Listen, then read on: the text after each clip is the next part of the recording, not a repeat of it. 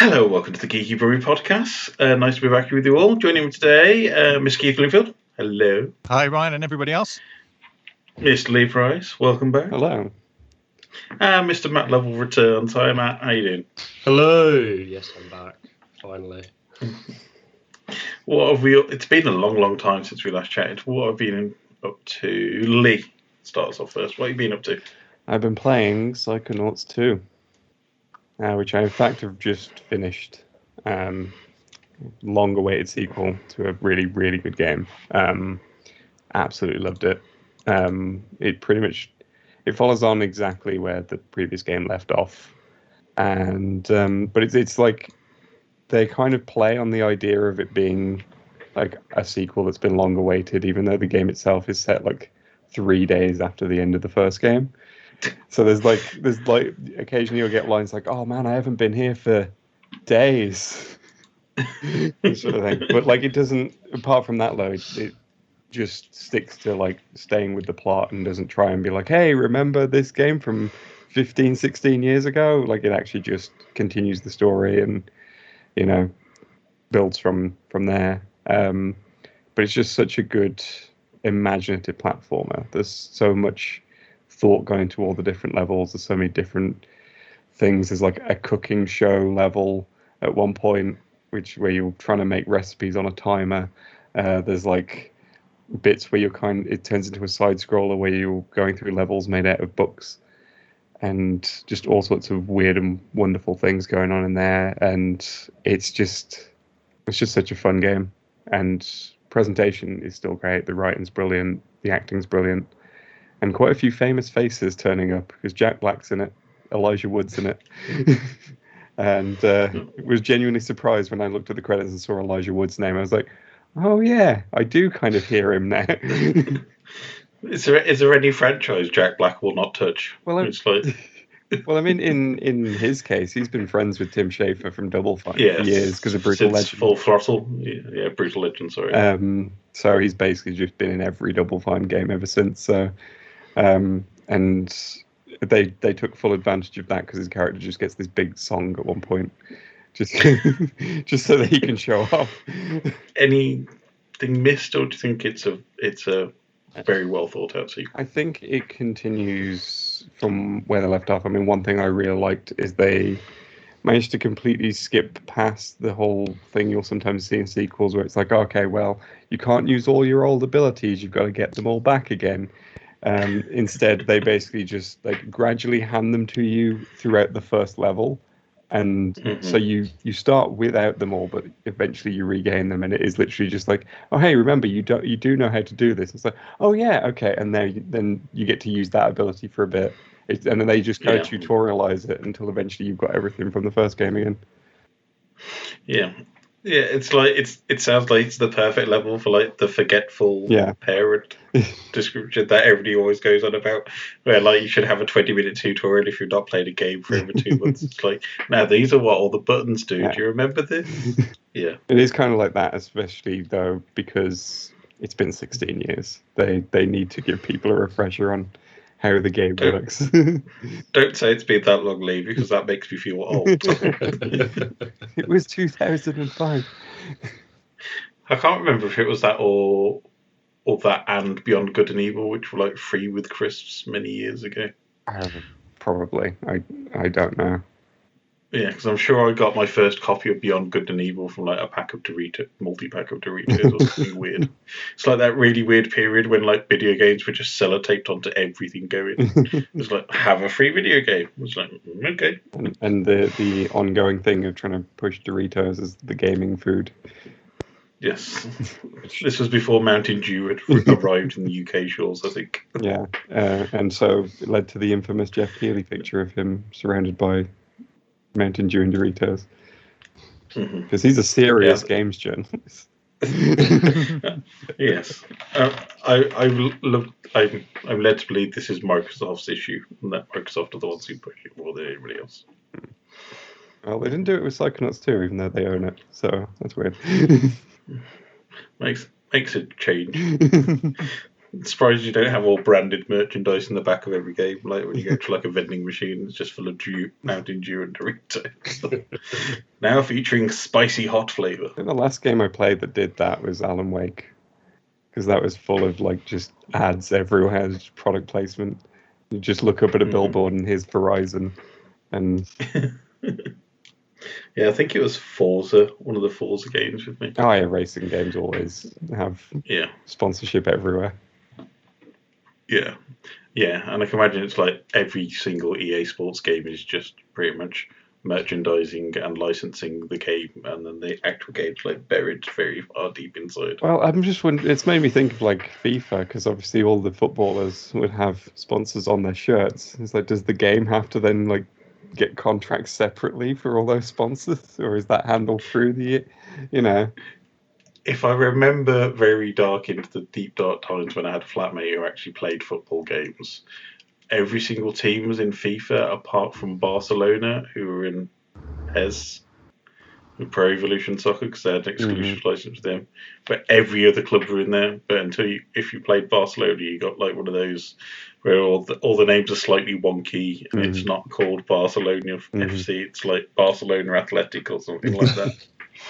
Whereas PES is the other thing where it's like you can play as Barcelona, but every other single player is like, it's like Michelle Owen. It's kind of like how for years, like Gran Turismo couldn't get Porsche in their games for some reason. There was some exclusive deal that they did, and so the one car manufacturer that's missing is Porsche. I think it was like RUF or something, wasn't it? Like rough. Yeah, I remember that back in the day. Shocking how people get around it. But don't go using their music or trailers in like YouTube videos. Anything else exciting? Or is it just mainly Psychonauts exclusively the last few days? Pretty much exclusively Psychonauts. Awesome. Matt, what have you been up to the last few weeks? I think the most exciting stuff I've been doing, I've been at the theatre. So I've been to the old Joint Stock Theatre in Birmingham, for people who don't know. It's a very small theatre above a pub. And I went to go see Avenue Q. So never seen it before.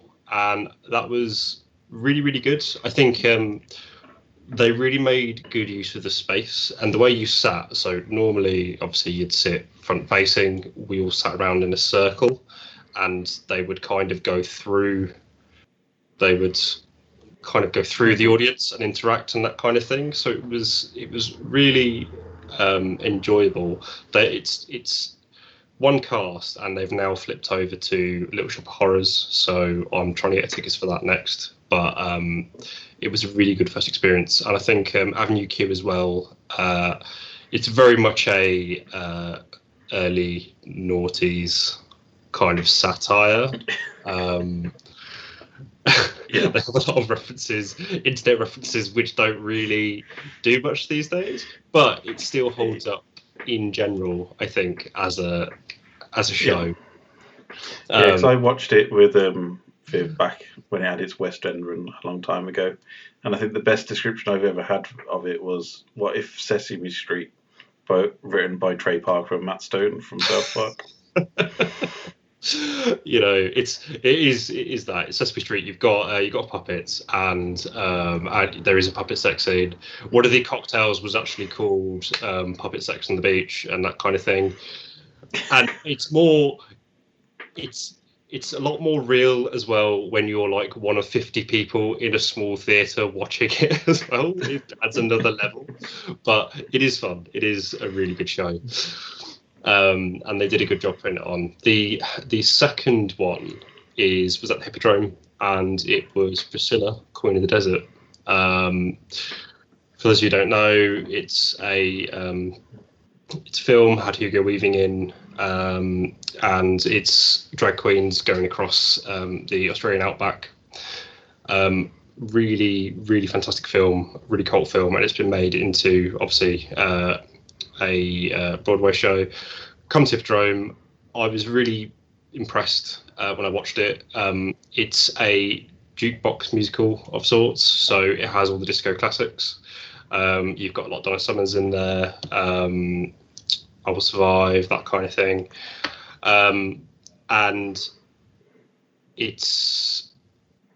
I think the way to describe it is it's almost like a more polished drag act from start to finish.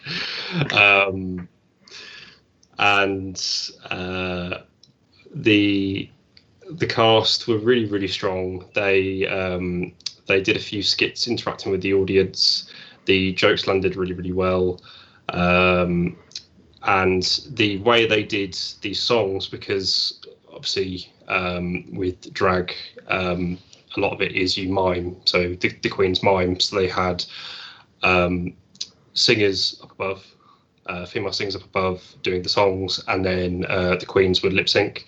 But then occasionally the Queens would sing themselves. It was quite a good mix, and it was also really impressive to see how they managed to get that synergy, because obviously when they're lip syncing to the audience, they can't see what the person singing behind is doing. So if they added any extra trills, that kind of thing, they had to kind of adapt. So it was a really inventive way, I think, of doing a musical. Yeah, so I'd thoroughly recommend it. It's on until I think it's end of September. I'm not entirely sure, but if anyone in Birmingham is listening to this, I would definitely recommend going to see it. Yeah, I think it's Dave Drone's first show back since they went into lockdown many moons ago. So yeah, great theatre. Seen some brilliant stuff over there over the years. So go support. Yeah, and it's nice to see theatre back as well after what has been a horrendous 15 months for them and events society in general. Awesome. Any other activities, or mainly being theatre specialised? Yeah, mainly being theatre. It's that kind of thing of, in lockdown, I was there being like, I had a massive bucket list of things, and I was there being like, I'm not cultured enough. I need to be more cultured, and so I've now gone out and done loads of shows.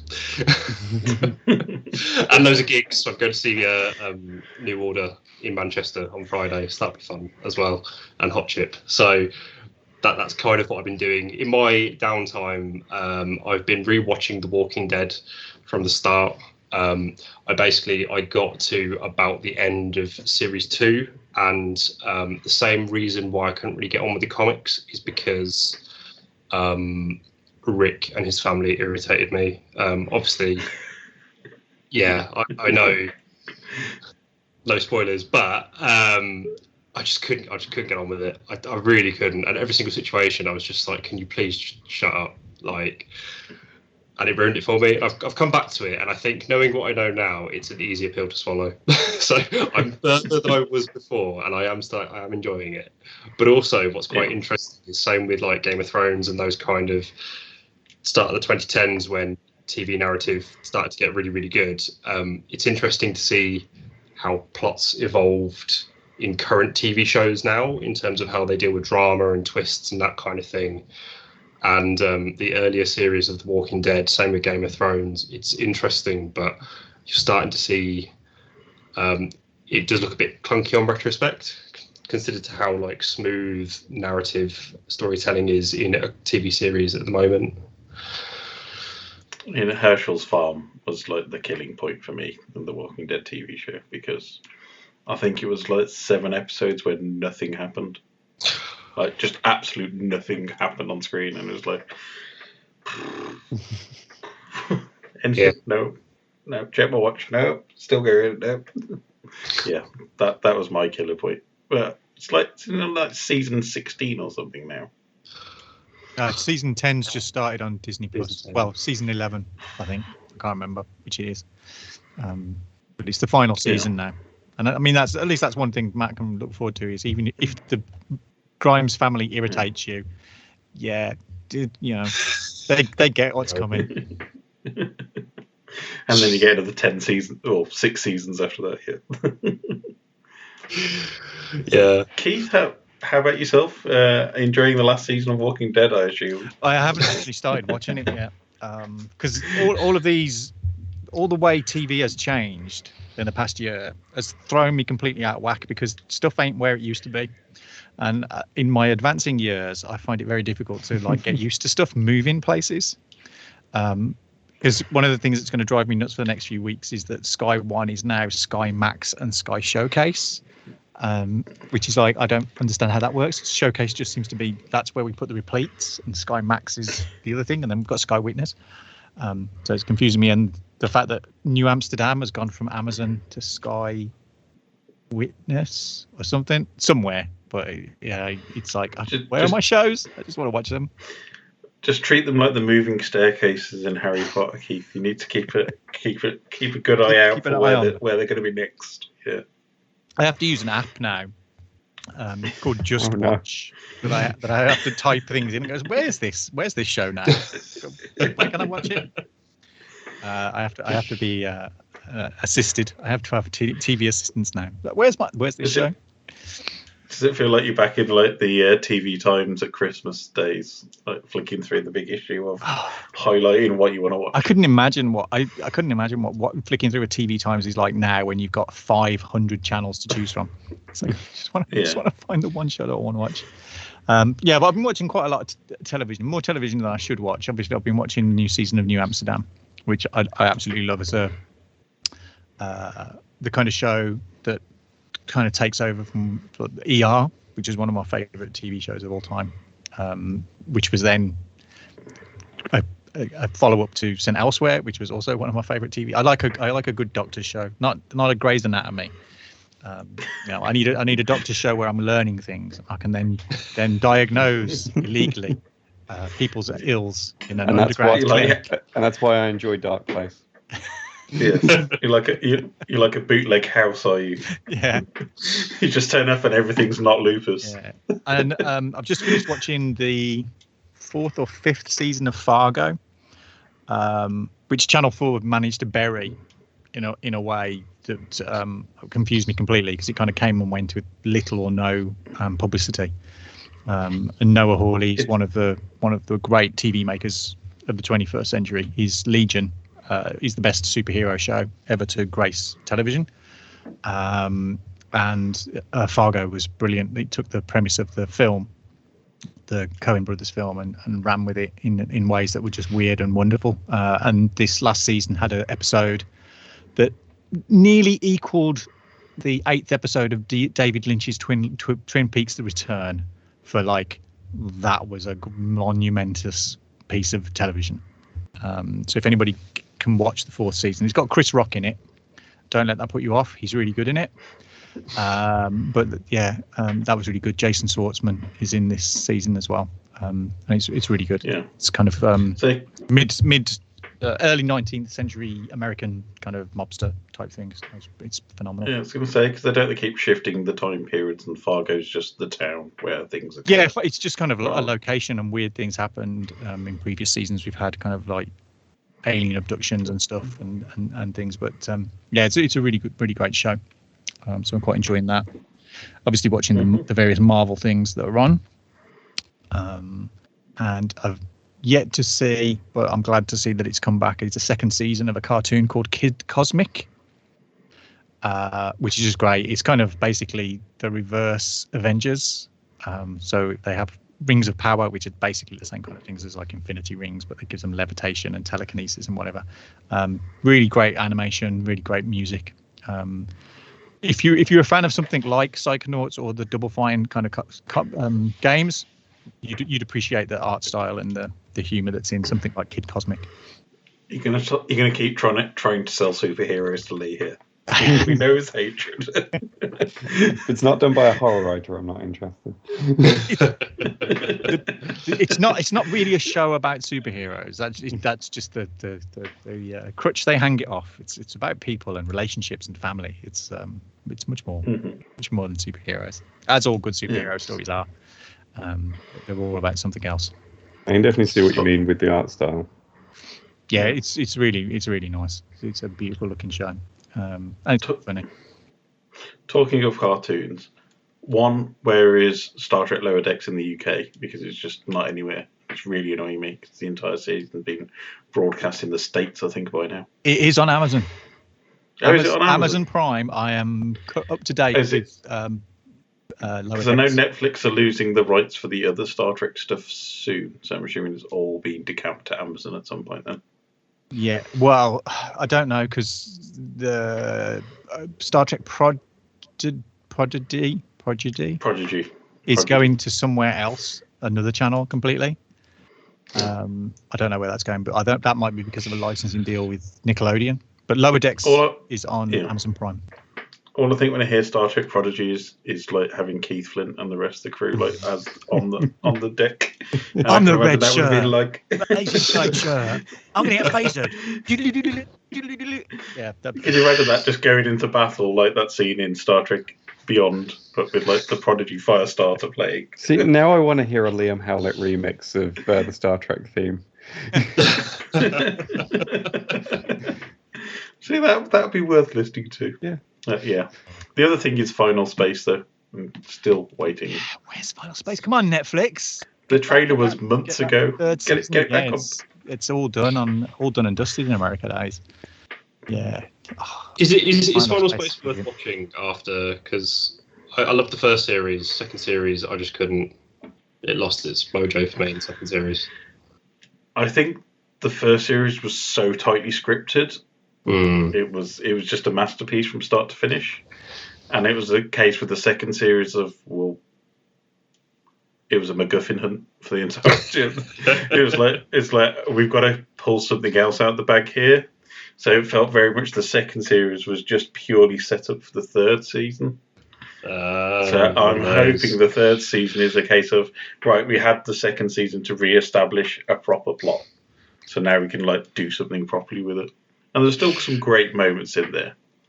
I think it just, I agree. It was much weaker than the first season, but fingers crossed, third season picks it back up and runs with it again. It's the difficult second season. So go on then, Ryan. What have you been up to? Mainly the cinema, actually. I have finally purchased one of those unlimited cinema cards after many moons of umming and ahhing about it. So been to see 3 films over the last few months. One is Free Guy, which is the Ryan Reynolds vehicle, which is just Ryan Reynolds being Ryan Reynolds for an hour and a half on the screen. So if you like Ryan Reynolds being Ryan Reynolds, it's the perfect movie if you're a Ryan Reynolds fan. I mean, some of the stuff does happen, but it's just pretty much just Ryan Reynolds being Ryan Reynolds. And then second movie choice was Shang-Chi and Legend of the Ten Rings, which I'm not going to go into now because I think it deserves its own little special off on its own, so Leigh can escape and not have to listen to us speak about superheroes for an hour. It's not a superhero film. It's a it just martial arts. Superheroes it's a martial arts fantasy. Yes, which would interest me if it wasn't part of the Marvel Cinematic Universe. I think, to me, just to sum it up very briefly, it's the best origin movie that Marvel have made, and it is the most divergent from the set template of Marvel movies that has come out. It's actually really nice, and it's got some actual like characterization and some actual growth of characters as we see throughout the film. But that's all I'm saying. Not going to spoil anything else. Go watch it. Yeah, if you've watched any kind of Marvel, go watch it now, please. It's aces, and if you're a fan of Chinese films, it's full to the rim of top quality talent. Yeah, Tony Leung is pretty much the best thing in this film by a country mile. But even then, everybody else is still really kicking it up a gear. So, and the last film, and I will need answers on a postcard for this one because I still don't understand it, even though I watched it, is Annette, which we watched the trailer for the last issue. So Matt wasn't here for that, so I'll try and explain Annette to him. So it's written by the Sparks brothers. So if you know Sparks, they've recently had a documentary by Edgar Wright. But Sparks are a very legendary, eclectic auteur band. They've done some odd. They're very successful, but not successful at the same time. They live in that kind of limbo period where everybody knows them and everybody knows. Yeah, cult favourites. Yeah. I think everybody's heard This Town Ain't Big Enough for the both of us at least once in their life, but they have a rich, glorious back catalogue outside of that. So they went away and wrote a musical. They decided it wasn't going to be a musical, it was going to be a film. So they brought in Leo Carra, who's a very auteur French movie producer, Holy Motors was his last movie before that, which was one of the darlings of Cannes, and it had Kylie Minogue in it, and it was again a completely indescribable film. Annette is a musical still. It's a musical movie. I'm not usually a fan of musicals, but I enjoyed this one more than I was expecting to. It's Adam Driver, Marion Cotillard, and it's basically he's a very disabused, horrible stand-up comedian, pretty much in the mould of like George Carlin kind of stand-up comedian who's like very miserable, etc. Then he falls in love with an opera singer who's played by Marion Cotillard, who's called Anne, and it's pretty much their life story. And then it gets weird after about half an hour, and that's all I'm going to say on the matter. It's one of those films where you have to experience it. And it's not a film to watch, it's a film to experience, in that weird kind of way of describing it. It's a film that I've loved to watch. I will never probably watch it again, but I enjoyed the experience of watching the film. And that pretty much sums up Leo Carax's kind of works, where it's insane, but in a really good way. And Adam Driver singing was not something I was expecting to have an hour and a half of, put it that way.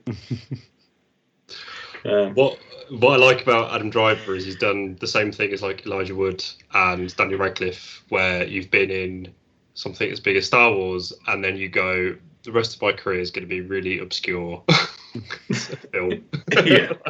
Yeah, it's going to be stuff like Marriage Story. It's like where I can actually prove I can actually act after having 3 movies where I had the dramatic range of a fish finger. Didn't Robert Pattinson do something like that as well? Where he, I think he's got big with Twilight, and apart from like obviously Batman coming up, but Yeah, well, he did that Lighthouse movie with William Dafoe, which had a lot of discussion about lobsters. Yeah, which is a reference. They all seem to do a Jim Jarmusch movie at some point as well. For some reason. Yeah, but I would recommend it. It's on very limited release for film screenings. If you like something completely different in a movie, go and watch it. I think it's also streaming on Mubi in the UK if you can't get a chance to go into a screening. So I'd recommend it if you're waiting for an experience and not a film. That's the way I'll kind of circle around it. It's very hard to explain it any other way. Actually, the only thing, it's worth it for the first 5 opening minutes. And that was the other thing. Howard from The Big Bang Theory is in it, which I didn't realise until I got to the movie. It's Simon Hedberg, and he's playing a really serious dramatic role. But all I could think was just Howard from The Big Bang Theory is in this movie. And for some reason, he had to apply for French citizenship to be in the film. It's a very convoluted story. It's going to be like George Orowski's Dune, where the story of how this movie was made is probably going to be more interesting than the actual watching the end result. How would you rate them? Which would you say go first, go second, go third? So Shang-Chi first, because, well, if anybody's invested in the MCU like I've been since 2008, it's kind of it's a given that you're going to go and watch the latest release regardless, see how it fits into the giant piece of puzzle that is Marvel Cinematic Universe. Second, I'd say Annette, because it is just an experience and it's something that will be completely different to any other film that will come out this year by a significant degree. And then third is Ryan Reynolds as Ryan Reynolds in the Ryan Reynolds vehicle, Free Guy. Because it's Ryan Reynolds and you can watch Deadpool 2 or Deadpool or any other Ryan Reynolds movie apart from the Green Lantern. Or maybe X-Men Origins Wolverine. Kind of box those two off. I watched Free Guy as well. I liked Free Guy more than I was expecting to. But there were some bits where it was very much catered towards modern gaming audiences of like ages 11, the Fortnite crowd and stuff. And I was there being like, oh, I'm so old. It's like the trailer that has like a million influences in it, and the way the trailer played it up was just like, oh, you should recognize all these people. I'm like, nope, not at all. It surprisingly has a bit of a heart to it, though. Yeah, it does. It's surprisingly there's something in there which you can like. There's like this gleam of what would have been a beautiful movie, hidden by layers of slapstick comedy and references and meta humor. Yeah, and Taika Waititi's in it, and Taika Waititi's pretty much great in anything that he's in. So he plays a good bad guy. So yeah, I'd say they're all worth watching in their own special way. Is how I describe it. Other than cinema visits, I have been I've completed Mass Effect 2 finally, and now finally onto Mass Effect 3. There's like this is probably the most hours played per pound spent I've ever gotten out of a game. And I'm gonna say, if you have missed out on the Mass Effect franchise, I really would recommend going and pick up the Legendary Edition. Yeah, it's probably going to start to be discounted soon, so good time to buy. Do you get Andromeda in that set? No. So it's just the Commander Shepard trilogy. So it's 1, 2, and 3. Andromeda, I think, suffered more at launch than it should have. It's got a great story to it.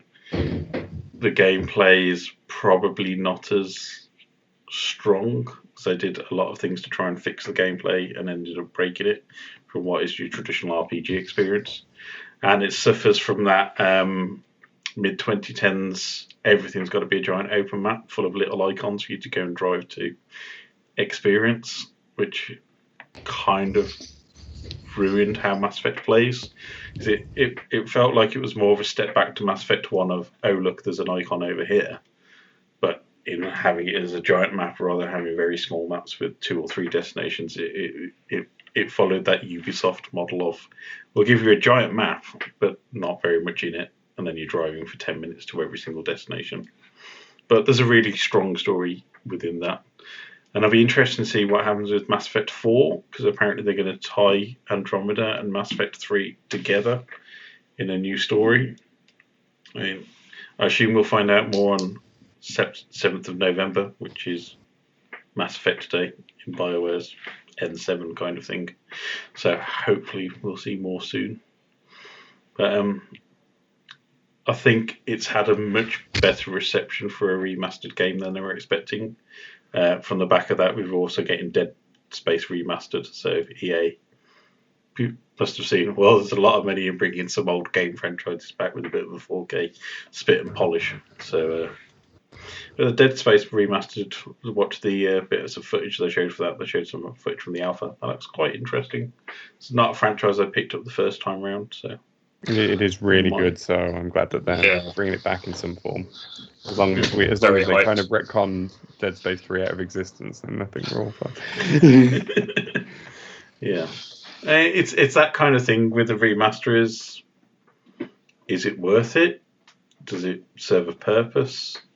Or are you denigrating the original by changing things and like retconning stuff? So like we've had the Halo Master Chief Collection recently, which has been doing good guns. We've had the Resident Evil remasters. I mean, well, they were remakes. Yeah, completely redone. So yeah. I mean, I won't go into it, but I have some very strong thoughts on the Resident Evil 3 remake. Well, it wasn't as good as the Resident Evil 2 remake. It's more. It's more. And this happens when they remake any games or remaster, that kind of thing, where there's so much potential you could have, and they just don't. And it's sad more because they're not going to revisit it, or if they are, it's going to be like another 10, 20 years before they revisit it. So you're just like, oh. But what was there was good. The Resident Evil 3 remake was a completely faithful remake in the sense that it wasn't as good as Resident Evil 2 that came out the year before. I mean, if you want more on remasters versus remakes, Leigh has a really good video on his YouTube channel actually about Final Fantasy VII. and the changes made underlying that. So go and have an explore. Right, so coming up on the show today, we have a very special guest in attendance, Mr. Larry Bundy Jr, aka Guru Larry, gamer, presenter, YouTuber extraordinaire. So it'll be interesting to hear some stuff with him. And Leigh has come up with a brilliant new game for us all to play. It's been a while since we played a game. How should we phrase it? You'll get nothing for a pair, not in this game. But that's the only way to describe it. So we'll be back shortly after this. What's happening to you these days? Having lots of fun? Believe me, I know some folks that are in for some fun. Take a minute. See what's in it. But you can see how dangerous this could be. But first, we're going to have a little fun tonight, folks. It's time for the Geeky Brummie podcast.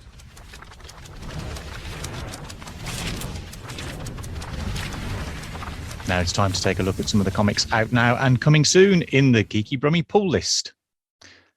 Firstly, it's a book I've neglected to put on my physical pull list down at Worlds Apart Birmingham, so I haven't actually got my physical copy yet. And it is a previous comic of the week, and it's Way of X #5 from Marvel Comics, written by Simon Spurrier with art by Bob Quinn. In this issue, this is the way. What happens when the third law of Krakoa is broken? What happens when all of the solutions have failed? What happens when Nightcrawler finally finds the way? With so much going on in the world of X-Men, it's possible you've not picked up this title. You really should, as Si Spurrier and the team have been putting out one of the best X books on the market. It's a real shame that this is the final issue of this run, as Si's takes on the characters has been revelatory, and he is one of my favourite writers around right now. We are getting a follow-up issue in X-Men The Onslaught Revelation, which is due in a few weeks' time, and I hope Si is given the chance to keep playing in the X-verse again soon. Up next is another book I've failed to pick up in person, and it's another previous comic of the week, and this one is Amazing Fantasy #2 from Marvel Comics, written and illustrated by Claire Andrews. And in this issue, experience these heroes like never before. Each of our heroes from across time and space seem to have found their tribes in this strange new land of wonder. But World War II Cap, Teenage Spidey, and Spy School Black Widow soon discover that every paradise has its own costs, and eventually everyone must pay. Is there a way to avoid the coming war, or is fate the flute that leads us to our inevitable end? Our amazing fantasy continues. The first issue of Amazing Fantasy rocked. This is the kind of Marvel book that I used to love as a kid. This isn't hindered by any current continuity, and it's only interesting in telling a rip-roaring adventure story. Andrew's art is spectacular, as is his writing, and that makes for a comic that is fun and enjoyable to read. With so many books linked to events or other long-running storylines, it's a breath of fresh air to have a comic that just wants to tell a good story on its own terms. Up next, and a book that I've had on my pull list for quite some time, it's Once and Future #16 from Boom Studios, written by Kieran Gillen with art by Dan Mora and colours by Tamara Bonvillain. And in this issue, is it possible that King Arthur and Merlin can save England from King Arthur's and Merlin's? A very strange war is brewing indeed. The other world and our world have collided, and England is ground zero for the chaos. Bridget has spent her whole life fighting to prevent this future from happening, but now that it's arrived, she's at a loss. Fortunately, she has Duncan by her side, and he's not about to let Gran give up. Once and Future continues to be a great read. The modern spin on British folklore is so well done, it deserves to be read by many more. The writing and art are top-notch and really drive the story. The only downside of the book is that it whips by so quickly that the wait between issues feels like waiting for the actual King Arthur to return. Next up, we have We Only Find Them When They're Dead, #8 from Boom Studios, written by Al Ewing with art by Simone Dimeo. In this issue, tensions come to a head between the harvesters and the worshippers at Malik's flight, as Malin Chen's true plan is revealed. Meanwhile, Jason will find himself embroiled in a conspiracy and heist that make Captain Malik's original quest pale in comparison. I'm really enjoying this series. It's in no rush, and I can see that putting off people. But for me, the pace and the art combine to make this a pleasure to read. There's so much happening on such a cosmic scale that it can literally blow your mind, and that's what I'm here for. Next, we have New Mutants number 21 from Marvel Comics. This is written by Vita Alia with art by Rod Reese. In this issue, Mayhem on the Moon. There's something creeping in the shadows of the summer house, and the New Mutants are about to come face to face with it. And back on Earth, the team is turning against itself as they gear up for their biggest battle yet. The New Mutants continues to be one of the best X-books Marvel's putting out. I remember being such a fan of the New Mutants over the X-Men in the 80s, and that is once again how I feel here. This book has grown over the course of its run and should really be on your pull list. And then we have my current comic of the week, Excalibur number 23 from Marvel Comics, written by Tinny Howard with art by Michael Toe. And in this issue, The Call of Doom. As Guardians of the Gate, Excalibur has sworn to safely escort those who quest to the other world within. But their duties are tested to the limits when Doom returns to Avalon. This comic keeps pulling me in. With recent developments involving Pete Wisdom, I have to stick around to find out what happens.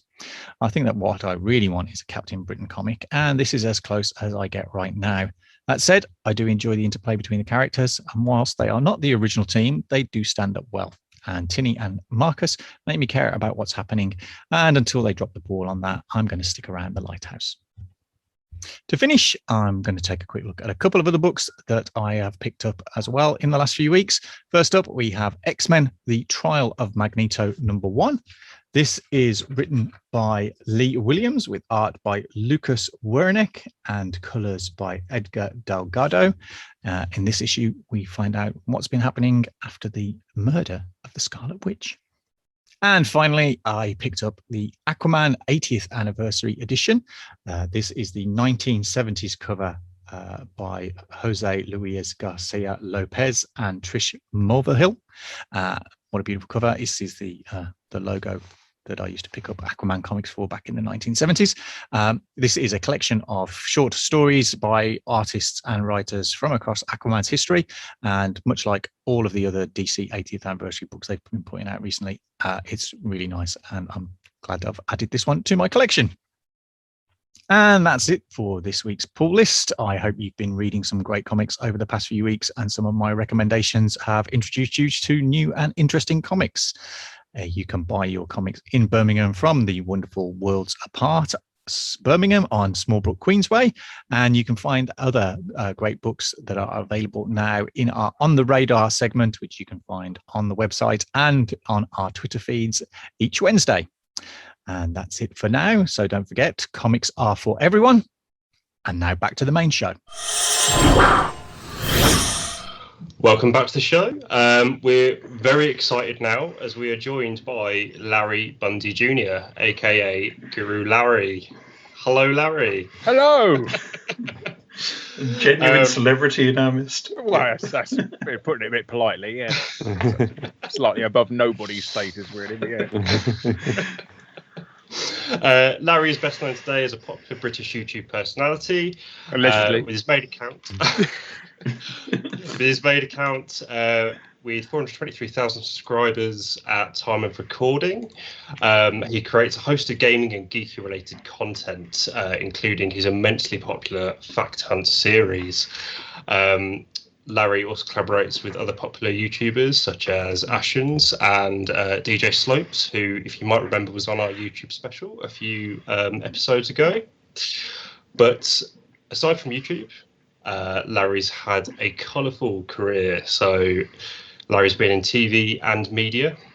Some of you might remember him on several British satellite TV gaming channels such as Games Network, Rapture TV, X League TV as Guru Larry. Yeah. And just very excited. I mean, I remember watching you and your Retro Corner on TV, so I'm just there being like, oh my god.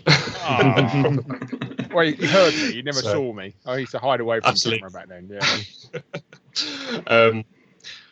But yeah, so brilliant. Larry, let's talk first about your TV career. So yes. Started off as a contestant. So you started off as a contestant. Oh, okay.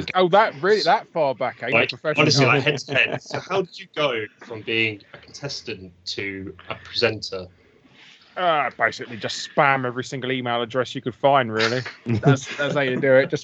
Just sheer attrition to get through to people and that. But that back in the early days, it was they also said, if you'd like to take part in this show in a future episode, write us into this address, that sort of thing. So I wrote into pretty much any gaming show that was on TV at the time. I wrote to Games Master, Games World, Head to Head. I didn't bother doing Bad Influence because it was too far away. It's up in Birmingham, and that was a bit far for me.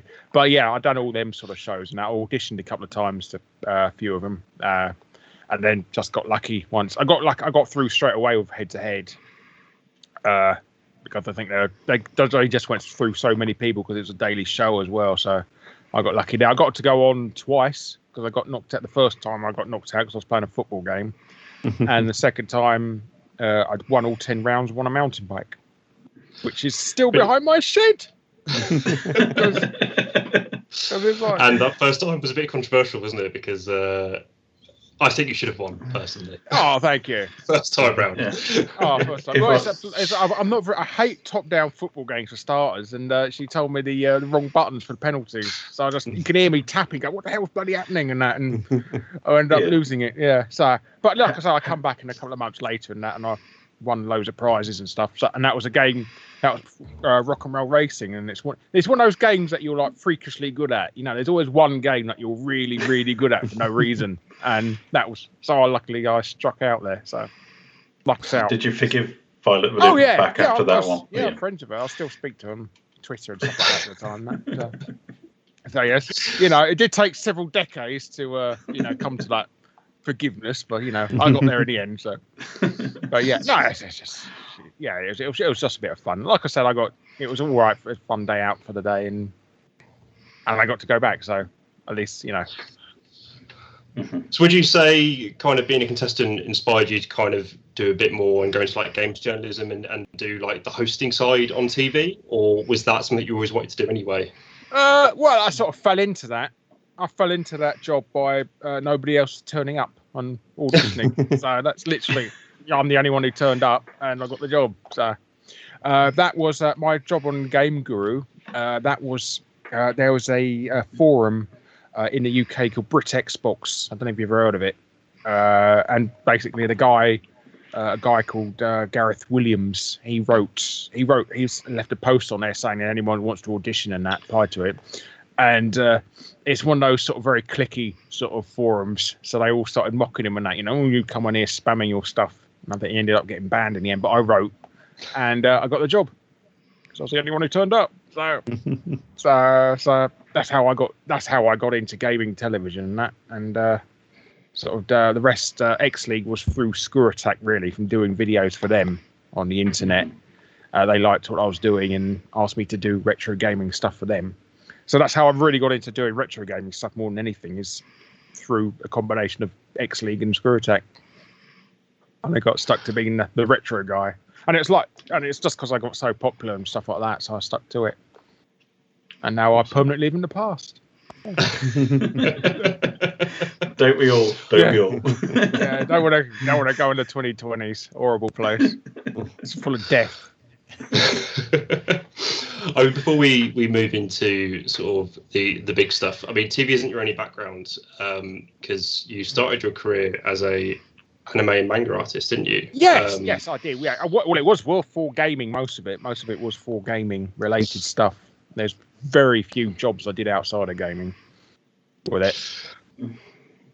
So how did that come about? Was that something you've been passionate about, and you thought, let's try it, or? Yeah, because nobody else was doing it at the time as well, and I thought I went to art college. I went there for a day, and it sort of annoyed me because most of the lessons were things like finger painting and that stuff that absolutely bear zero relevance to what I want to do in a career. And then I got on the wrong bus home, so I thought, sod this, and didn't turn up. So I used the rest of my tuition. I went to there's a local Japanese shopping centre near me in Brent Cross, Collindale actually. It's a Johan Plaza, and I went to a Japanese bookshop there, and they had loads of how to draw manga books. Couldn't understand a bloody word of them because all in Japanese, but I just taught myself from the pictures. So and then I started spamming any company that would listen. Most of them either ignored you or done a polite, we'll keep you on file, which is a polite way of telling you to go away. But very, very few, every now and then you get locked out, and they offered you a commission. Daytail's probably the biggest one I did.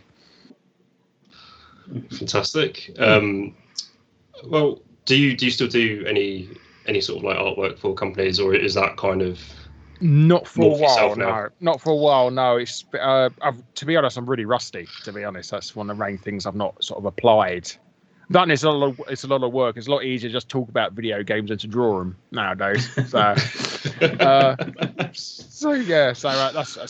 like to go back into it. I really, really wanted to do animation. I mean, if I'd never picked up a career talking about retro games online, I would have got into animation, I think. So it's an alternate timeline for me there, where I become a reasonably popular animator instead of a reasonably popular gaming channel.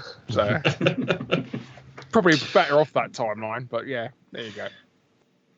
So how did you make the transition from like satellite TV to YouTube? My career dried up. I had nothing else to do, so that's pretty much it. Basically, I just after we finished doing Game Guru, between that and X League, my friend Wes and I, we came up with the idea of how, this is long before smartphones existed as well, approaching companies about doing game reviews, little short 3-minute reviews, and then putting them as like a barcode on game price tags in stores, like game stuff like that. And so if you want to see what the game looks like, you just enter the phone number code on the phone number. You can see what it looks like and that. And we made a couple of reviews and that for testing and that. And we spoke to this company. I don't know what Channel X, I think their name was. Anyhow, they kept messing us about. They were asking us to meetings and that, and not turning up.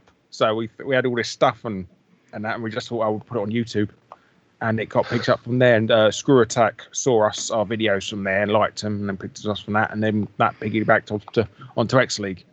So it's when. Did you ever? So I was gonna say, did you ever really think like YouTube would be where you went, like career wise? A little bit. I mean, it's nice that I went where I was. I did enjoy going there, as it were. But I went with the roll with the punches and that, see what would, where life would take me, as it were. And I sort of got quite lucky in the end. Yeah. Do you feel like you have more creative control now with your YouTube stuff rather than TV days? Everything was down to compromises on television and stuff like that. It was, you have to approve, somebody comes along and proves you and that and stuff like that. And if you get one person who doesn't like you, your career's pretty screwed as well. So at least I can make whatever I wanted. I mean, I had that sort of freedom at X League for a while. I mean, because I was the only person who knew what talking about retro game was about, about retro games and stuff. So I had some sort of freedom in that, being more knowledgeable than everyone else. But yeah, so it's like that. But yeah, YouTube is a lot more fun. I mean, YouTube isn't 100% creative free. I got to go with what gets views as well. I mean, I can't always go for what I want to make, unfortunately. But I know that feeling. Yeah, so you got to, either you can make videos that nobody watches, or you can, take a punch and that, and get stuff that gets views and stuff. So it's mix it in and out every now and then. Like I did that. I wanted to do that video on the HMV dog a couple of months ago, and I've done that. Didn't get many views, but it was fun to make. And it's all extra content and extra potential views and stuff. So somebody out there might like it and subscribe one day and stuff. So it's a really interesting point. So obviously you've been on YouTube for quite a while.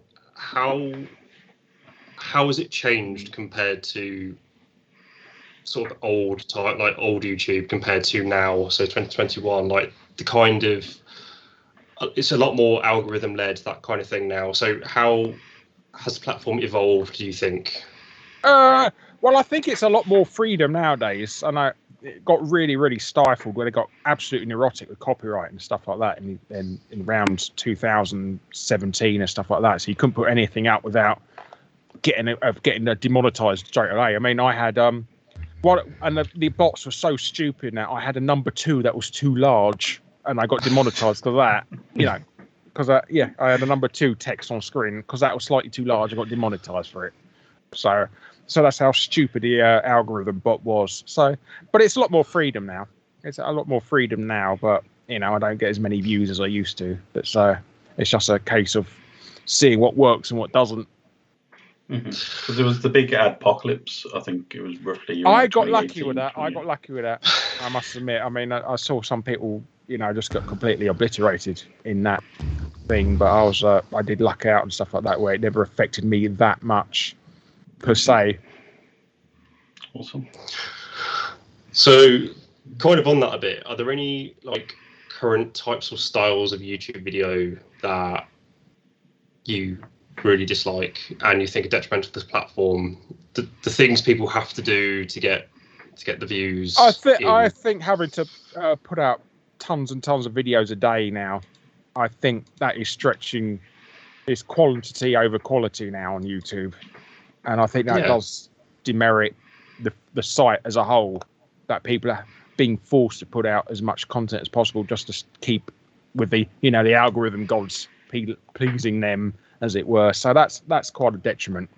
I mean, people should be able to spend time and make a decent product, I feel, and not get punished for it just from wanting to make quality.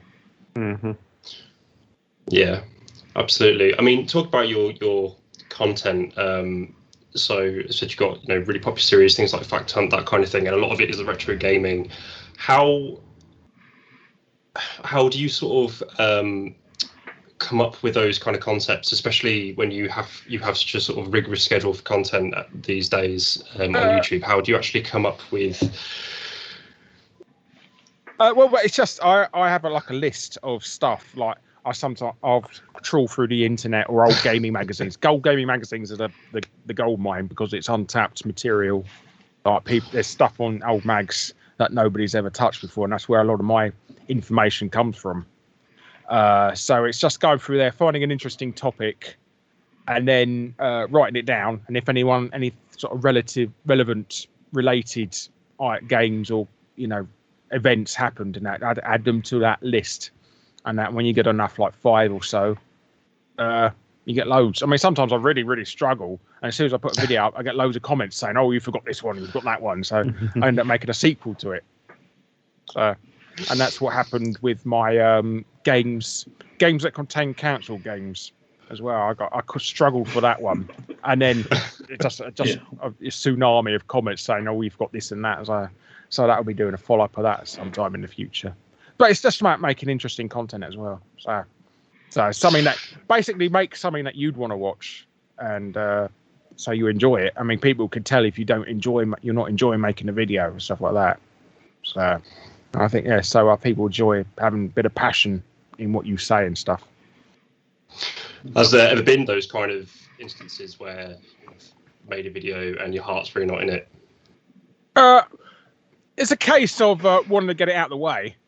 That's what you mean. I mean, I think all videos come in, and I mean, the one I'm working on at the moment, I've been sitting on it for 2 months and that, just because life been getting in the way of finishing it off and that, and I struggle with the last one. It's about games that were cut in half during development, and I could have gone the easy route and just put Sonic and 3 and Knuckles in there or something, but I went for some really obscure ones, so hopefully that might get some views.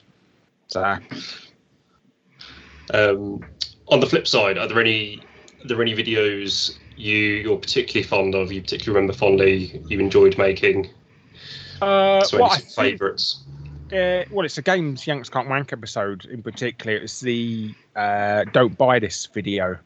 Because basically I done that over one Christmas week, the week between Christmas Day and New Year's, and I was bored and ended up making that, and it completely changed the style of my videos, how to get it out and stuff like that. Because in those days, it's like everybody rips off the AVGN in this style. So basically swearing at a game for 10 minutes. But I went for a more sort of sarcastic sort of Charlie Brooker type thing with that one, and it really worked. So. And I think that's another really useful thing to know. Like you've got a very distinct personality, and it comes through in your videos. Is that a polite way to call me an arsehole, is it? No, not at all. It's also like it's proper British humour as well. So yes, you'll get it. We enjoy it, and it's that kind of and you have your famous intro as well. Yeah. It's that kind of working out, I guess. your personality through your content, and how you use it yourself. I think I've seen Peter Molyneux on your channel more than I've ever seen him anywhere else in my life. I think I'm keeping him alive. I am keeping him relevant nowadays. I get so many comments from younger people saying, "Who's that bald guy Larry keeps making fun of?" So that's quite fun.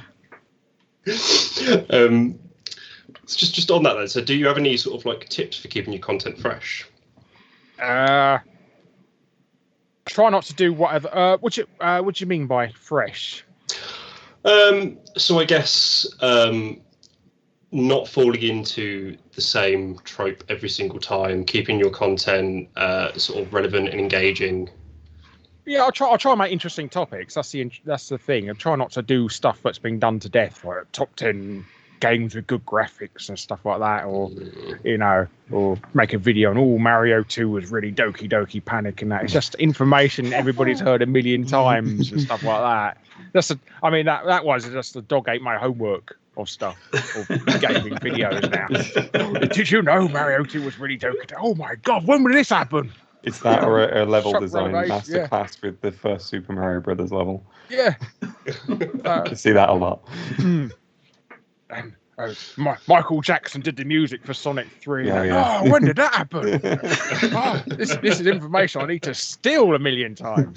No, it's just trying to do stuff that nobody's heard of before. That's what makes my content fresh, is going out your way and covering topics that nobody else done, and then getting them stolen by Watch Mojo. So I was just about to say, your Watch Mojo will be listening. Yeah. Yeah, but your videos are very well researched, and there's a lot of effort that goes into them. Thank you. How do you find the research process? As I said, you've used old gaming magazines, so assuming like Zap and Nintendo Power. Is that kind of where you start off? CVG's really good. Old CVG magazines. Then again, they get loads of stuff wrong as well. Like they reviewed the Game Gear. They found it at a press event. The old CES in Las Vegas.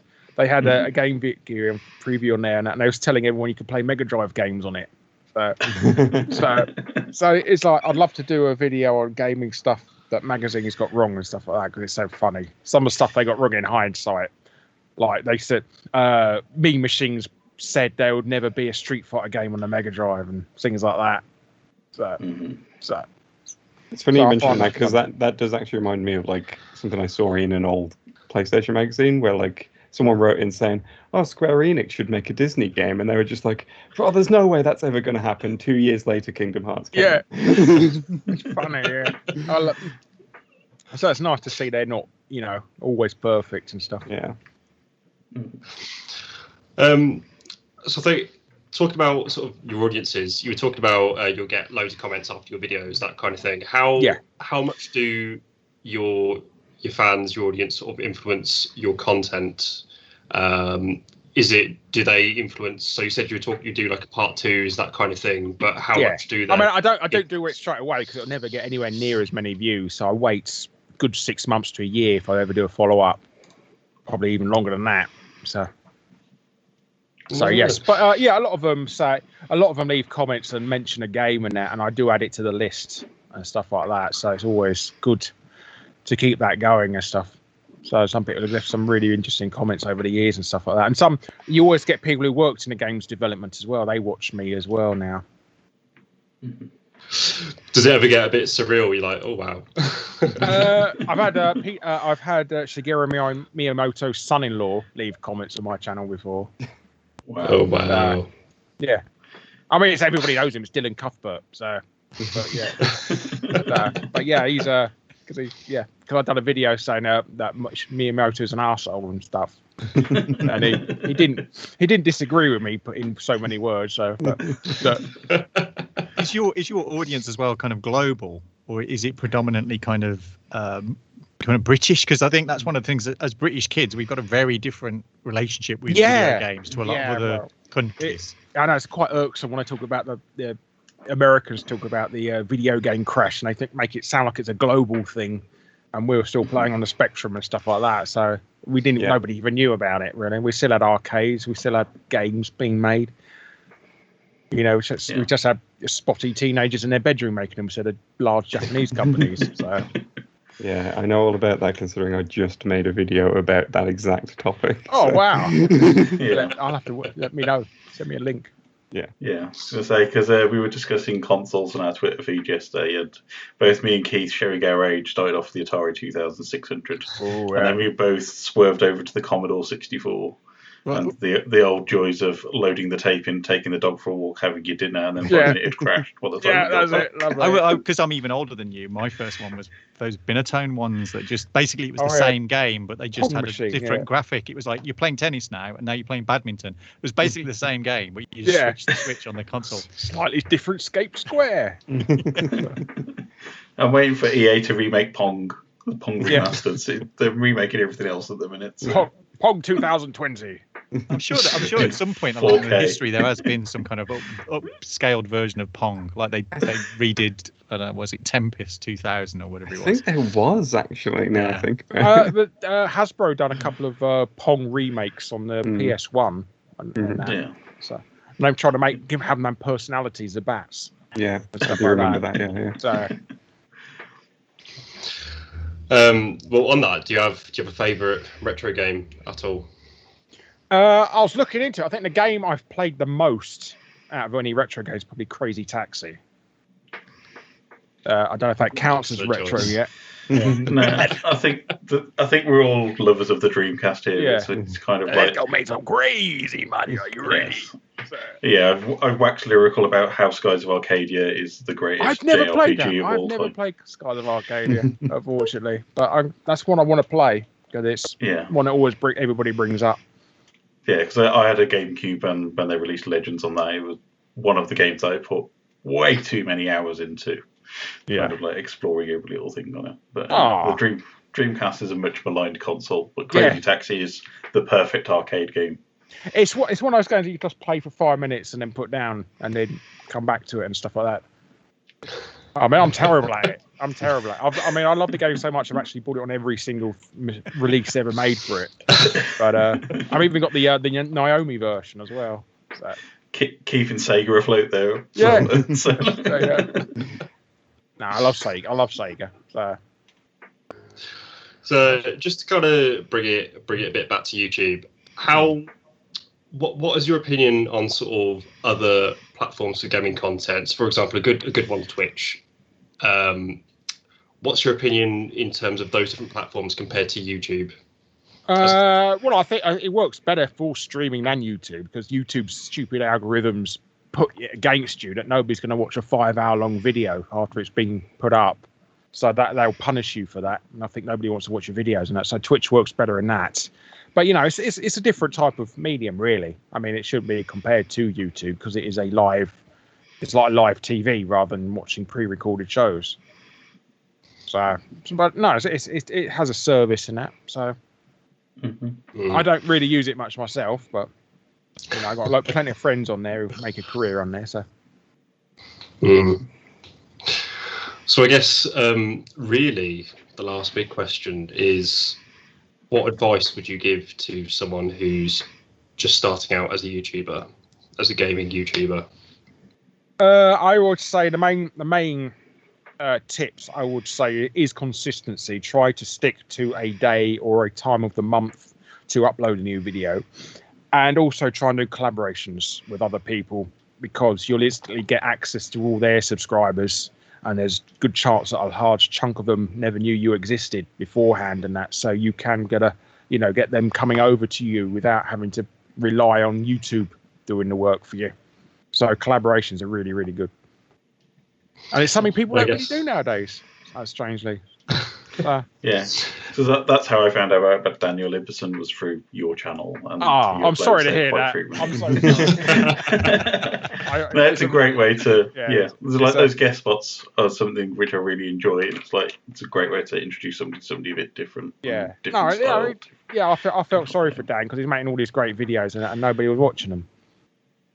So I helped him out, and I've helped a couple of other people and stuff out as well, like Top Hat and others like that. So Yeah. But they're all good. Yeah, and I know you collaborate quite a lot with Mr. Biffo, aka Paul Rose, aka Digitizer, aka whatever kind of description he's using this month. But, yes. Yeah. So like Digitizer the show was a personal favourite of mine. Yeah. And collabs with Ashens and stuff like that. It's always fun to see. Yeah, I think do you enjoy those? Pretty much made my career as well, doing collaboration with him. So I lucked out there. So. Yeah. Do you enjoy the collaborations more than kind of your regular videos? Is it something a bit different? Well, as long as you don't keep doing them all the time and that, they're all right. I do prefer. It's just a lot more convenient to do stuff in your own because you don't have to rely on. Oh, can you do this line for me? Oh, sorry, I haven't got it round to it yet. And so it's good to only. And I don't trust myself bad enough, so having to rely on other people and stuff like that. But no, it's fun. It's fun, but I do prefer to do stuff on my own just to get it out of the way, really, just to get content out there. I mean, it's not. I mean, because I'm sort of more privileged in a more privileged position to be able to do that more than anything. That's what I mean. I'm not sound like an arsehole who just wants to be on his own all the time. No, yeah, completely understand. It's like if you've got that script in your head, you want to take that. I want to get it out there. Yeah, and I just if I want to guest voice and I just do a different impression. That's what I mean. Yeah, awesome. Brilliant. Well, Larry, thanks so much for joining us. Thank you. You can catch Larry on his YouTube channel, Twitter, Facebook. He's on Patreon as well. You also have a book out on Amazon. I do, yes. Excellent. If you've got a wobbly table, it's a perfect book for that. All of Larry's links will be in the description when we upload this video and podcast. Join us in a minute where Leigh has a very special game for all of us. Ooh. Thanks very much, Larry.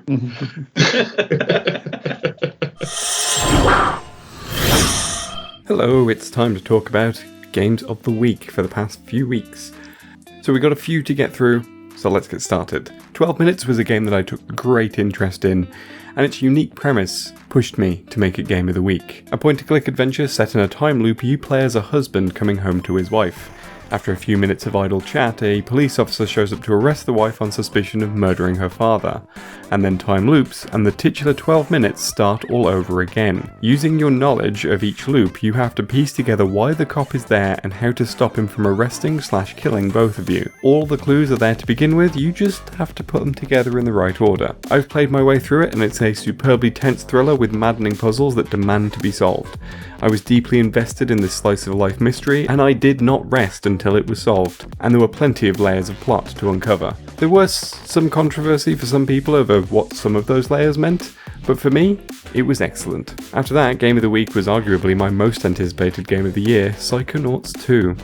Double Fine's 3D platformer about psychic agents who enter the increasingly bizarre mindscapes of those around them finally got a sequel 16 years on.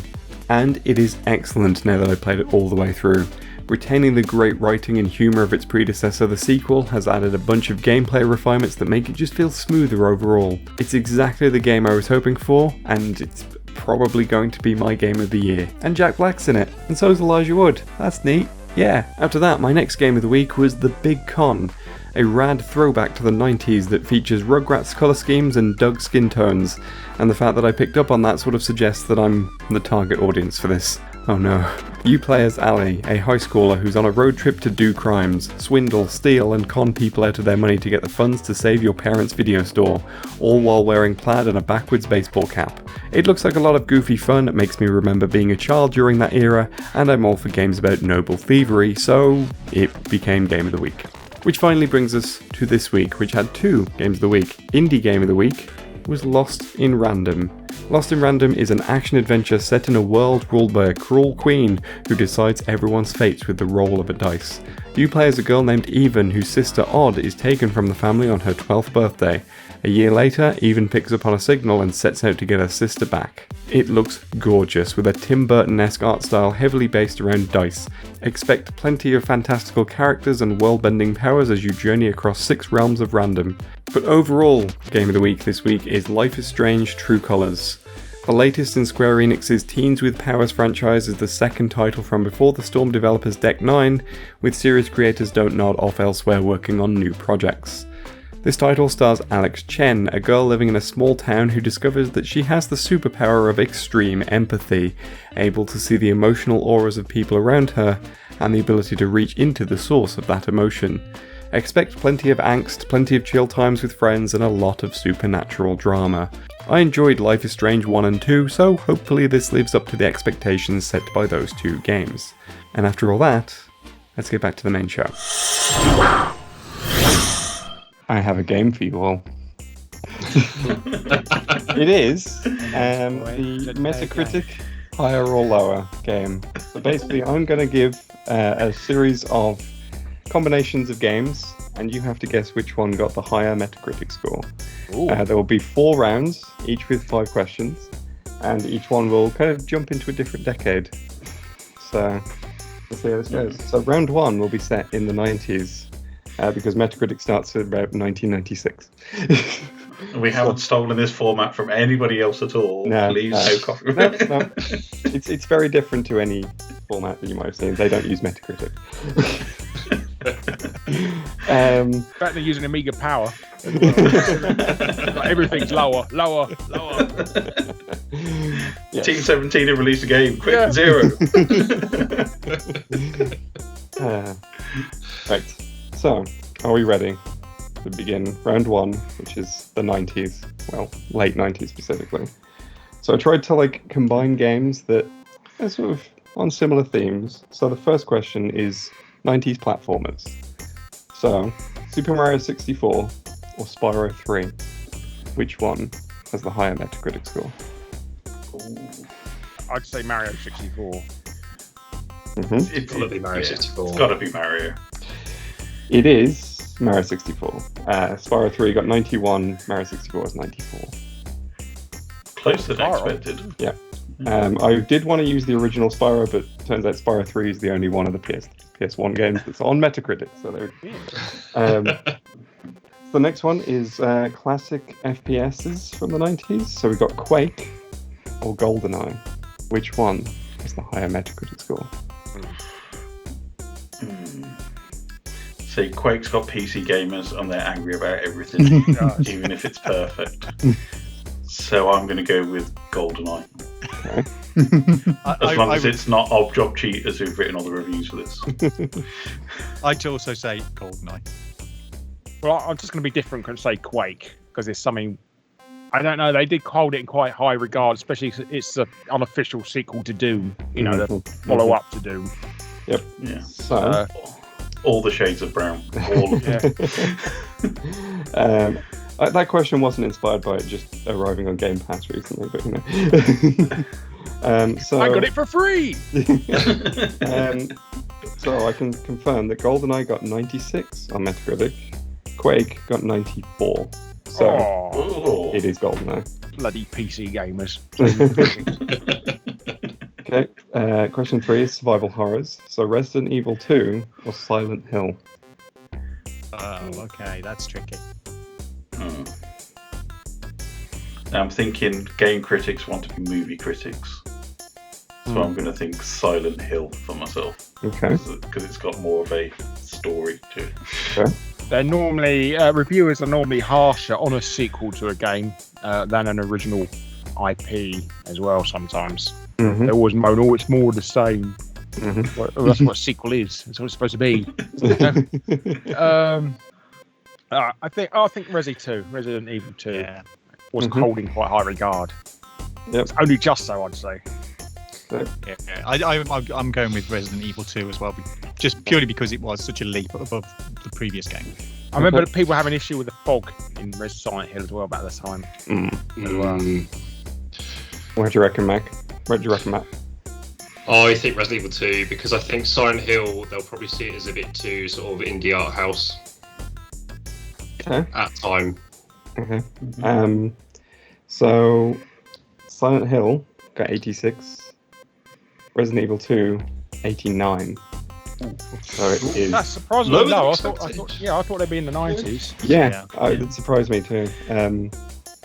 Okay, so then we got stealth games from the late 90s. We got Metal Gear Solid or Thief, the original Thief. It's got to go with Metal Gear Solid, hasn't it? Yeah, Metal Gear. Colonel. It is in fact Metal Gear. Yeah. That's got to be by quite a big margin. It's not actually a big margin. It's 94 for Metal Gear Solid and 92 for Thief. Wow.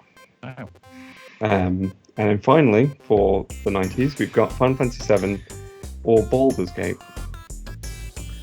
Oh, I'd say Final Fantasy VII, I think. Yeah.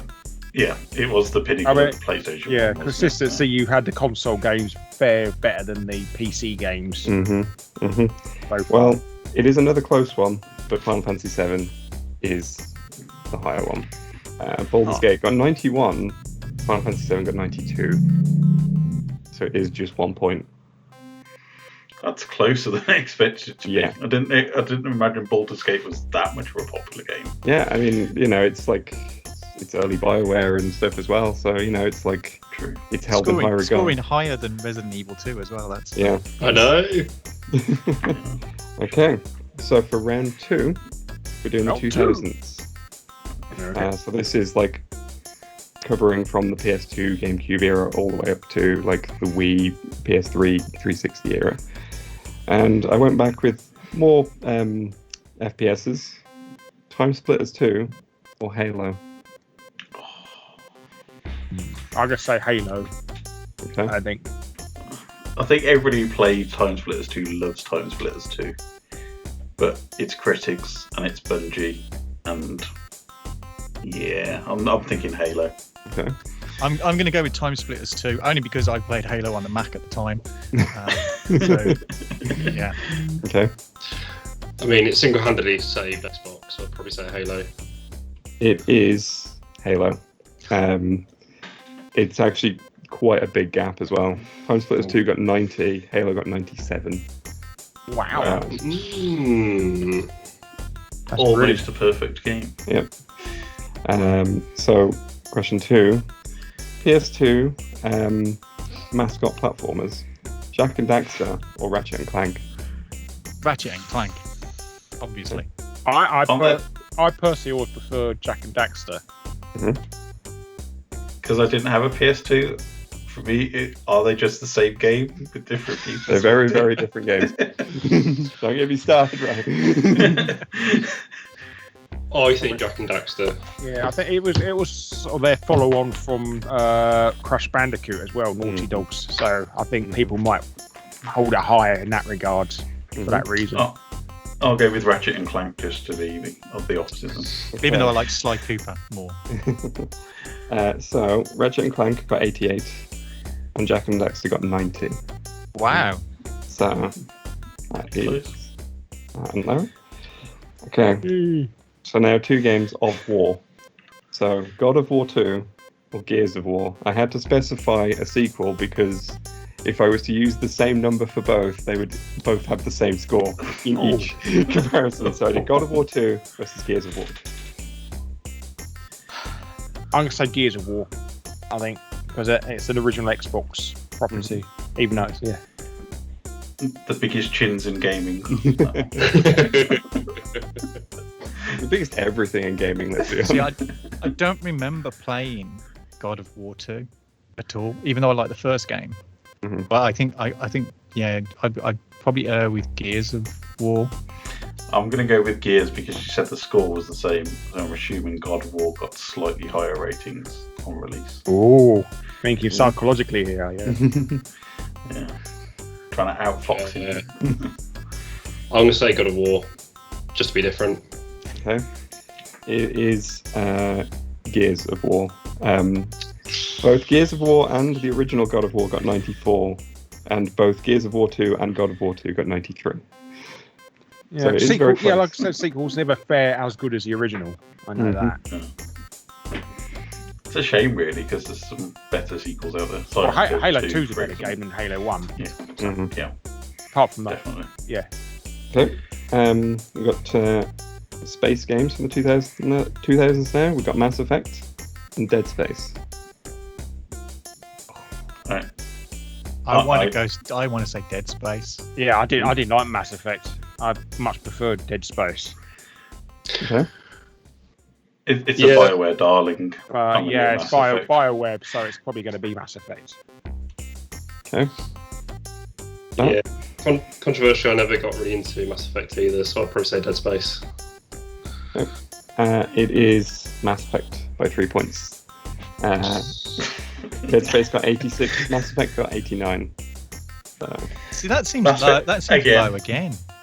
Mass Effect 2 is the much better game again. That's what I was thinking, is like generally the sequels tend to get held in a higher regard for Mass Effect than the first one, so there we go.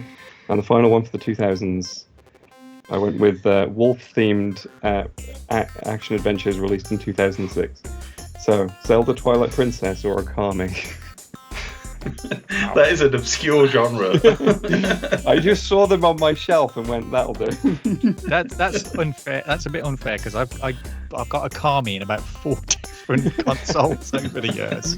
It's like, oh yeah, I really like that game. I love that game a lot. It'll be Zelda, obviously. Yeah, Zelda, I would have thought, but that's a shame. I'm going to go with Okami, mainly because Zelda games always have roughly around the same score. And I'm thinking Okami might have a slightly better, as being a one-off kind of vision. Optimistic, but no, I think Zelda. It is Zelda by 2 points. Okami is 93. Twilight Princess got 95. There we go. That was the 2000s. I will calculate scores at the end. I can't be able to do it right now. Is this like a QI way of scoring, Leigh? Just randomly allocating points out. Yeah. If anybody mentions Hideo Kojima, is there going to be a big klaxon going off in the background? Yeah. Unless one of these rounds Leigh has Dead Standing versus something else, I'm going to be just Death Stranding. Can't even say the name of the game. Yeah. Okay. So round 3 is the 2010s. And we're starting with popular open world games.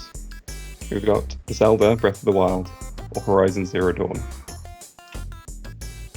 Breath of the Wild. It's Breath of the Wild instantly because it's basically everyone's favourite Skyrim knockoff. So. It is, in fact, Breath of the Wild. And I came up with this thing, then looked at the scores and went, wow, there really was nothing in this. 97 for Breath of the Wild and 89 for Horizon Zero Dawn. So, bit of an easy one to start off with that one. Popular RPGs from the 2010s. We've got Skyrim, of course, versus The Witcher 3. Which version of Skyrim are we talking? I went with the original PC versions for both. Not the Ouya version. I'm going to go with Skyrim on that. Skyrim, yeah, Skyrim. Yeah. Skyrim. Yeah, go on the Skyrim. It is Skyrim, but it's very close. Skyrim got 94, The Witcher 3 got 93. So it is very, very close. Next up, Dark Souls, the original, versus Bloodborne. I would say Bloodborne because a lot of people didn't understand Dark Souls when it first came out. They just thought it's some really, really hard game, and they never got there. It never clicked for them, so it got lower scores because of that. And by the time Bloodborne came out, everybody got how it worked. So I'd say Bloodborne. Yeah. I'm thinking it's the same kind of thing because you have Souls-likes where everybody just references Dark Souls. It's a bit like roguelikes where everybody references Rogue, but the game itself wasn't as well founded. It's just become a genre in its own regard afterwards. I'm going to say it's Dark Souls. Okay. I think Dark Souls as well. Oh, sorry, you were talking about Dark Souls and not Demon Souls as well. Sorry, that Demon Souls was the first one. But I would. That's what I was thinking. Yeah. Doing the original. No, yeah, they wouldn't have got Demon Souls back in the day, but Dark Souls. Yeah.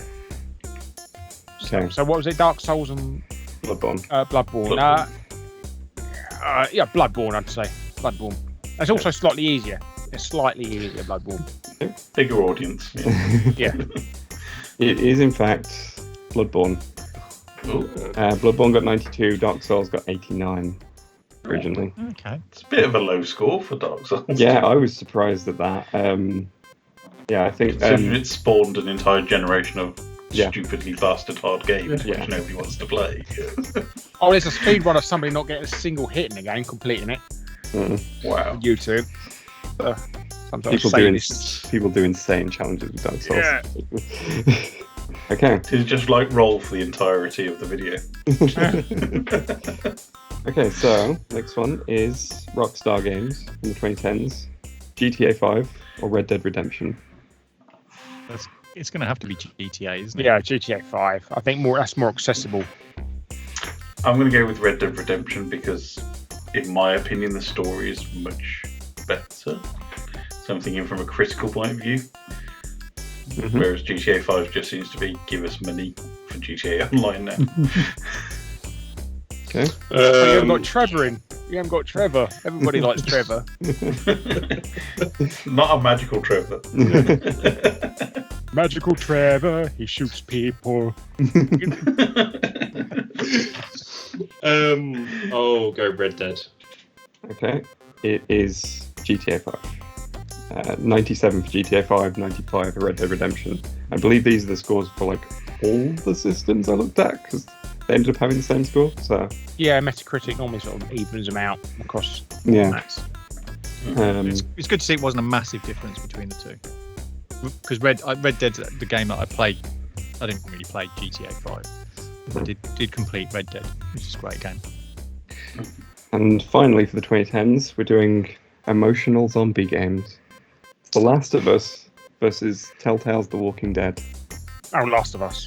Yeah. Last of Us is quite clearly. Yeah. No, I'll go Telltale's Walking Dead. I'll try that. Okay. It is so. Last of Us got 95.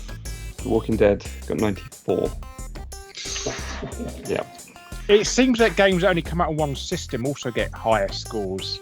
There is that, I've noticed, yeah. Okay. For the final round, I've decided to restrict them to this year. Ooh. So absolutely nothing. Games that came out in the last 9 months. So because I've been playing it recently, I'm doing Psychonauts 2 versus Ratchet & Clank Rift Apart. Psychonauts. Easy. Yeah, Psychonauts. Yeah. It is in fact Psychonauts, which got 89 for the PC version versus 88 for Ratchet & Clank.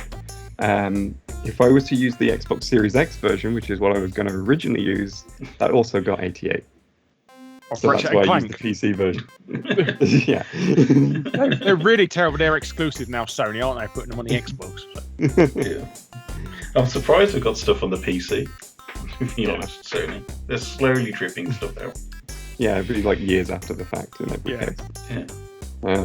So the second question is about Nintendo spin-offs that released this year. We've got new Pokemon Snap, or we got Mario Golf Super Rush. Pokemon Snap. Pokemon Snap. Pokemon Snap, yeah. Pokemon, yeah. So golf's more of a sort of a dad's game, really. It's less access, and don't hear all the kids going, "Oh, I want to get that new golf game." Yeah, and considering how excited we were when they announced they were doing Pokemon Snap, we never mentioned the golf one. Okay, so it is in fact new Pokemon Snap. 79 versus Mario Golf 70. 79? Yeah. There's a lot of problems with the Mario Golf as well. I heard people complaining about it. Yeah, I was going to say that's pretty much a 0 on the IGN score rating for Mario Golf. For Mario Golf, I believe its user score is something like 56. People did not enjoy that game for some reason. Is it too woke? I'm sure I'll find at least one review if I was to delve in. Too much focus on minor characters. Well, since we're talking about controversial things, question 3 is games that got a bit of controversy online after they came out. So we've got both of these for the Xbox Series X, the Medium or 12 Minutes. So 12 Minutes was the time loop game with Daisy Ridley and James McAvoy. And the Medium was the Silent Hill-inspired horror game that was released early this year. I've not really looked into either of these. Mm-hmm. But the only reason I know... Sorry, Larry. No, you go first. Go. I was going to say, the only reason I know 12 minutes is because Zero Punctuation made one of his usual ranty videos. Yeah, I go for a Silent Hill one, whatever it is. Mm-hmm. I'm going to go 12 minutes to score in the higher Metacritic score. Yeah. I'm going to go with 12 minutes as well because it's got that twist in it. What a twist! So the medium got 71, and 12 minutes got 76. Ooh. They both seem a little bit low, really. They were controversial. Some of the plot decisions, some reviewers absolutely hated some of the plot choices. So I suppose with the Silent Hill name, it gets slapped onto lots of stuff nowadays. Kind of, if you want a Foggy Village game, you're probably not going to get it from Silent Hill anymore. It's the Dark Souls or Silent Hill Metroidvanias. It's because everybody just wants a Silent Hill game, so they'll just go, just call it Silent Hill. Well, you got Silent Hill Pachinko. What more do you want, eh? Yeah. Be grateful in Greece.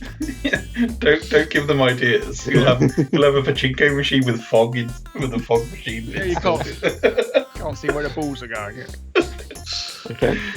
For question 4, I did 2 games that got a lot of promotion, but then really low scores. So we got Biomutant or Outriders.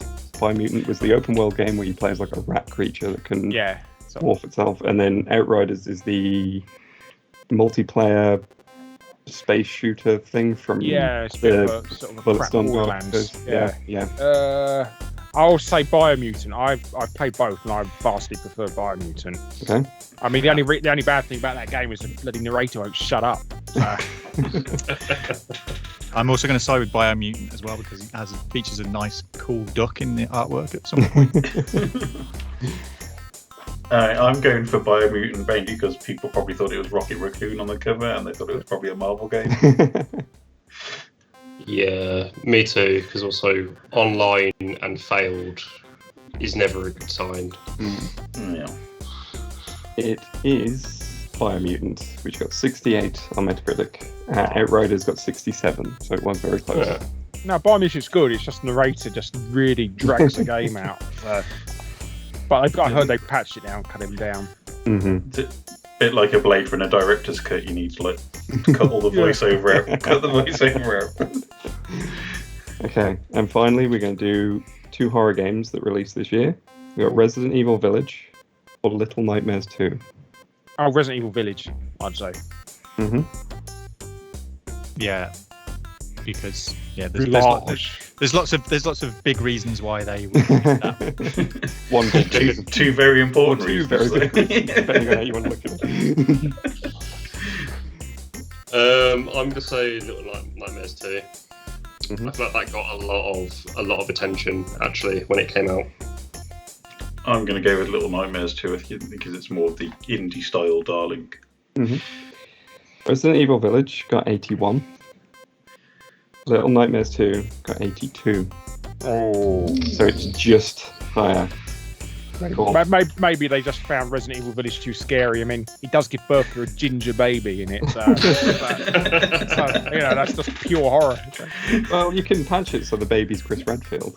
That mod exists. I'm just calculating the scores, so...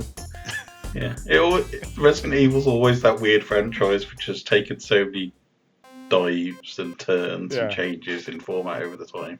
So I remember, I said back in the GameCube days, Resident Evil 4 was the ultimate game, which was supposed to be platform exclusive, and now it's available on smartwatches. Oh yeah, Samsung fridges. What you're playing it on? Yeah. And then I remember picking up Resident Evil 5 and being extremely disappointed that it wasn't just Resident Evil 4 too. What? Co-op? I don't have friends. I'm playing Resident Evil. You must play Resident Evil 4 on a PS2 sometime though, because it's amazing they managed to get the game running on it because it can barely handle it. And it's like just pure amazement that it can actually work on the system. It's like Half-Life 2 on the Xbox, just a miracle that it's working on the system. So. Just let the janky sellotape together. Keep going, we can make this. Okay. So, final scores.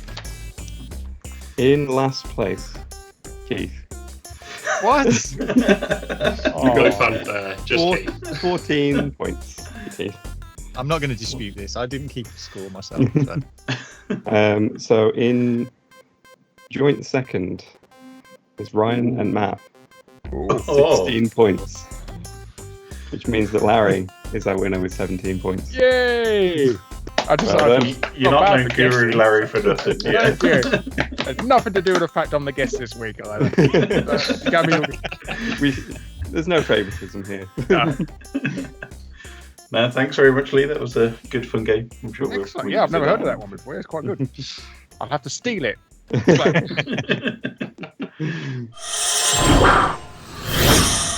Thank you for joining us on the Geeky Brummie podcast this week. Larry, this is where we usually do our socials and where you can find us online. So do you want to tell us where we can find you and what projects and everything that you're up to? You can find me on the internet. I'm on youtube.com/Larry if you want to look me on there. I've got one of them vanity addresses because I found because I managed to nick it off another guy called Larry, got banned in like the late 2000s. So I got it. Yeah, so youtube.com/Larry for all my YouTube related videos. I'm on Twitter at Larry Bundy Jr. You can see me down there, can't you? There you go. So down there. Facebook as well, and on Amazon. Yeah, you can look at my book on Amazon. Just type in Larry Bundy on there and you'll find my book. Awesome. Thank you. Thank you. Keith, where can we find you on the internet? You can find me usually on a Wednesday retweeting myself on Geeky Brummie's Twitter feed at the hardluck_hotel address. If you have Instagram and you find time to scroll past advertisements for weird things to put in your washing, you can find me at hardluck_no_hotel. That's like no underscore, like not no underscore is a word, but you'll work it out. It's fine. Search Hardluck Hotel, and if it's not Count Duckula, it's probably me. Leigh, where can we find your presence on the intertubes? You can find me on YouTube at BobThePetFerret, where I do various video essays and reviews and things. Recently did a video on Gravity Rush, which is a video that had a lot of work put into it. Took me quite a while to put that one together, so everyone should go watch that immediately. I'm still not buying a PS4, Leigh.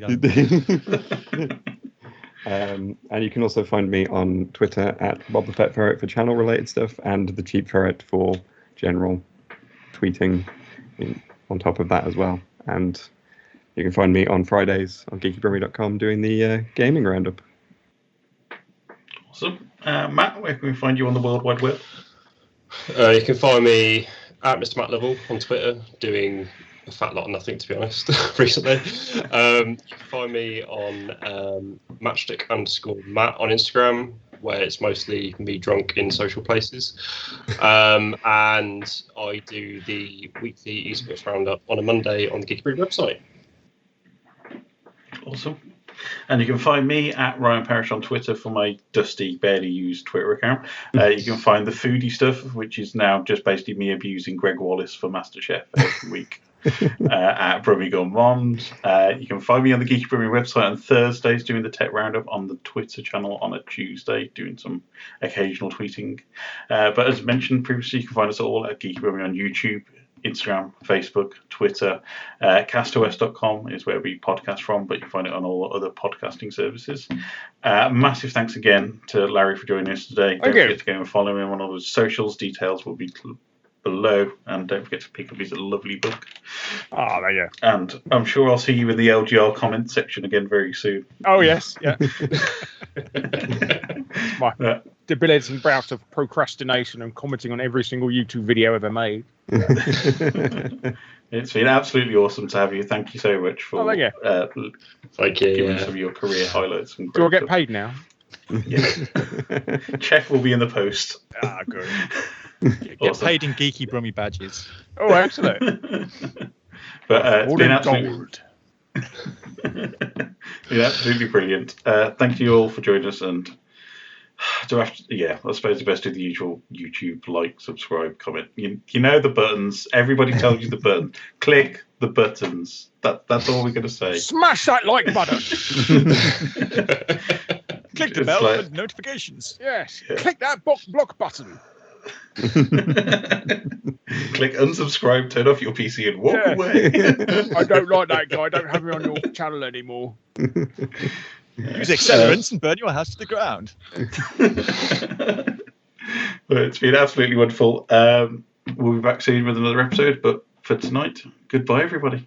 Goodbye, and thanks, Larry. Bye. Bye-bye. Bye. Bye-bye.